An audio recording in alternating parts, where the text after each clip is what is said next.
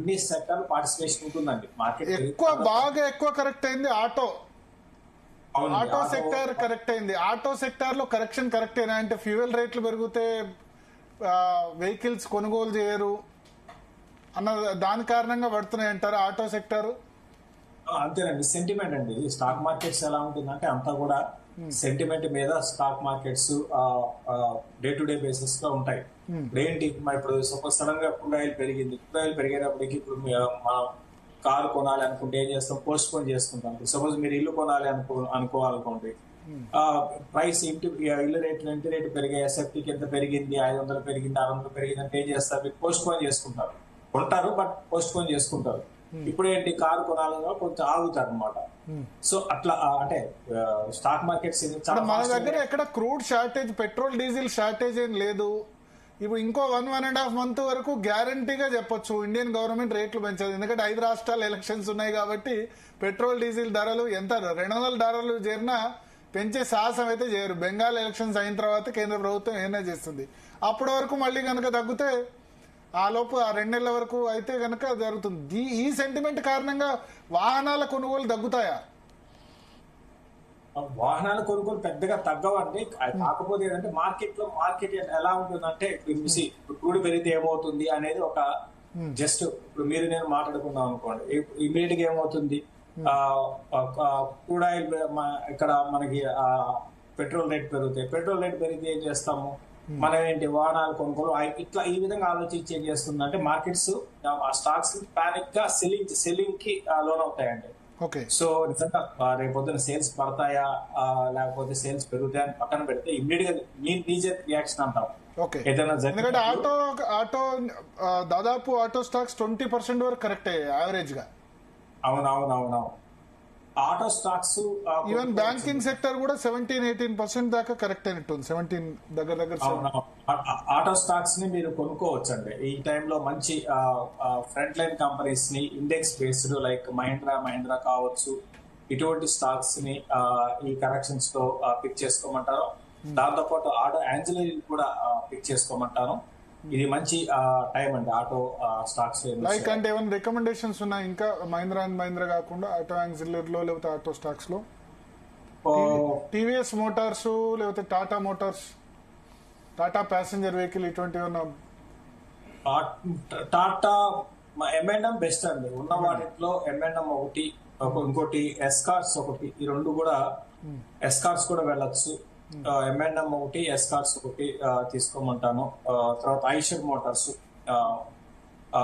వీటి మీద focus చేయమంటాను. Eicher Motors first ఏంటంటే M&M, ఐషర్ మోటార్స్, తర్వాత ఎస్కార్ట్స్, ఈ 3 మీద కాన్సన్ట్రేషన్ చేయమంటారు. సార్ బ్యాంకింగ్ నెక్స్ట్ ముందుకు తీసుకెళ్తుంది మళ్ళీ అని చెప్తున్నారు.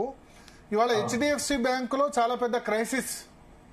HDFC బ్యాంక్ ఆల్మోస్ట్ ఇప్పుడు 4 years లోకు పడిపోయినట్టుంది నాకు తెలిసి. 4 సంవత్సరాల్లో దగ్గరలో ఉన్నట్టుందేమో. అక్కడ HDFC బ్యాంక్ లో చైర్మన్ రాజీనామా అంశం చాలా కుదుపు రేపుతోంది. అక్కడ ఏమైనా కార్పొరేట్ గవర్నెన్స్ ఇష్యూస్ ఉన్నాయా అని వస్తుంది. సో HDFC బ్యాంక్ ఈ సమయంలో రైట్ బెట్టా 800 దగ్గరలో దొరుకుతుంది. 798 దగ్గర క్లోజ్ అయింది. అవునవునండి, ఇది మనకి ఇప్పుడు కార్పొరేట్ గవర్నెన్స్ ఇష్యూ అనేది చెప్పలేము కానీ బట్ అంత తెలిసి HDFC బ్యాంక్ లో ఉండకపోవచ్చు అండి. HDFC బ్యాంక్ లో పెద్దగా ఉండకపోవచ్చు. మీరు అన్నట్టుగా నిజంగా అది మరీ అంత అంటే కార్పొరేట్ గవర్నెన్స్ అంటే మిగతా అంటే కంపెనీస్ లాగా అయితే HDFC బ్యాంక్ ఇవాళ 52 వీక్ లోలో ఉంది. అవునండి, అదే 5 అంటే ఇవాళ లో తర్వాత పెద్దగా ఇప్పుడు 2021 రేటు దగ్గరలో దొరుకుతుంది. 2021 లో వచ్చిన రేటుకే దొరుకుతుంది.